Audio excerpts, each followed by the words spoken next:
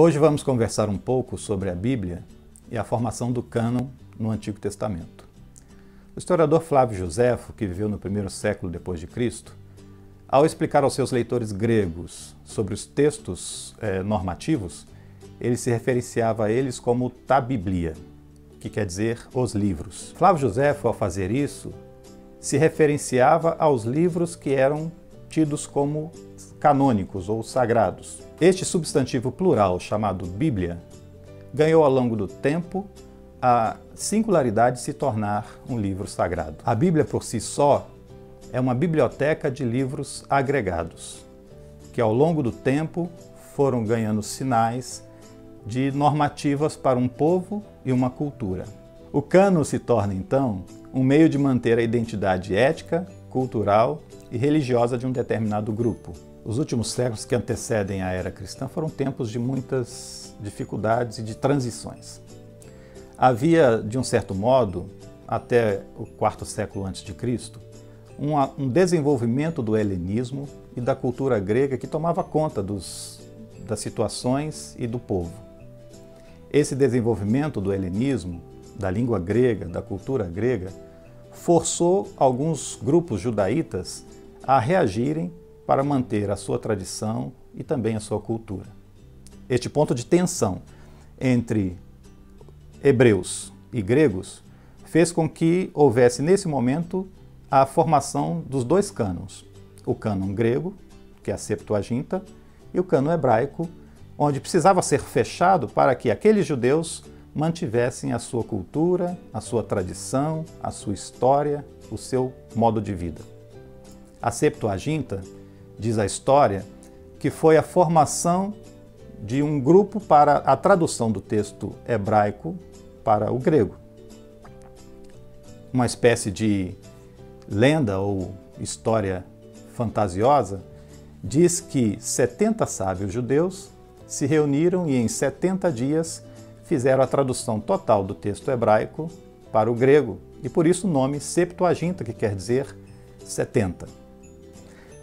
Estava então formada o cânon grego, onde serviria de apoio e desde então serviu de texto referencial para a leitura da Igreja cristã. Por outro lado, a formação do cânon hebraico, para manter a tradição desse povo judeu que queria preservar a sua língua, teve um critério interessante. Esse critério era que no cânon, ou nessa normativa de textos que caberia dentro daquilo que a comunidade judaica estabelecia como fator importante para a sua fé, para a sua cultura, para a sua origem, estabeleceram que não houvesse dentro desses textos que tinham algum sinal ou referência grega. E então houve o fechamento dos textos que até por volta do século III a.C., continham estritamente a língua hebraica em seus escritos. Nesse período, surgiram também muitas outros textos e outras narrativas que compunham também um fator histórico. Nós temos, por exemplo, na Septuaginta, o livro de Ben Siraque, o livro de Enoque, o livro dos Macabeus.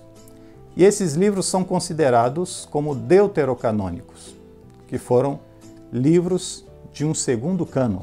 O cânon da Bíblia hebraica, portanto, está dividido em três partes importantes: Torá, Neviim, Ketuvim. Torá quer dizer instrução, Neviim, os profetas, Ketuvim, os escritos.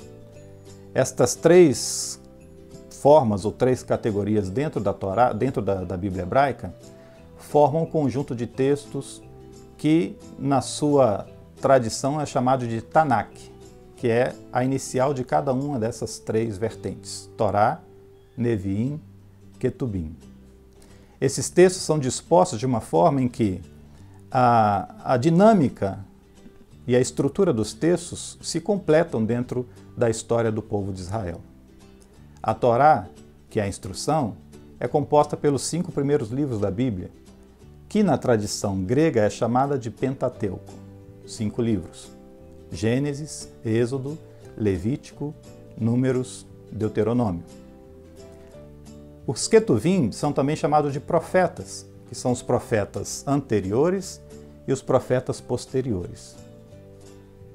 Ah, não, são os Neviim, eu fui Ketuvim. Eu essas coisas eu não sei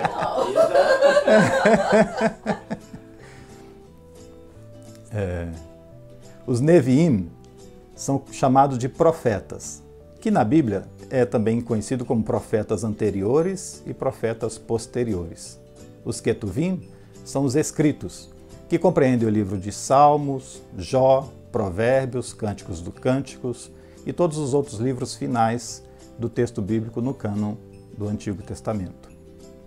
A Septuaginta tem uma ordenação diferente para esses livros porque a tradição cristã exigiu ou entendeu que esses livros precisavam ter uma nova composição, onde os profetas foram colocados no final do cânon para dar um entendimento de que houvesse uma transição entre Antigo e, posteriormente, o Novo Testamento, que se formou também no conjunto dessa história.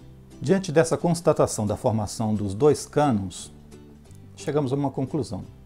Se nós colocarmos os dois cânons em paralelos, vamos ter algumas constatações. A primeira é que todos os livros do cânon hebraico estão presentes no cânon grego. A segunda é que tanto a tradição judaica como cristã reconhecem como inspirados e canônicos esses dois textos.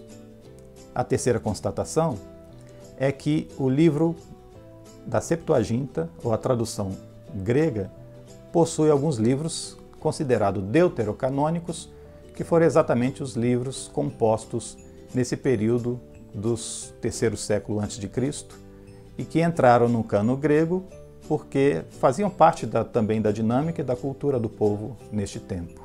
A despeito de tantas tensões que ao longo do tempo este livro sofreu, a Bíblia continua se mostrando hoje ainda como regra de vida e de fé. E se você quer aprender mais sobre esse tema, adquira a revista Em Marcha Histórias da Salvação, que traz 23 estudos sobre o Antigo Testamento. Acesse www.angulareditora.com.br. E se você gostou desse vídeo, inscreva-se em nosso canal e curta nossa página.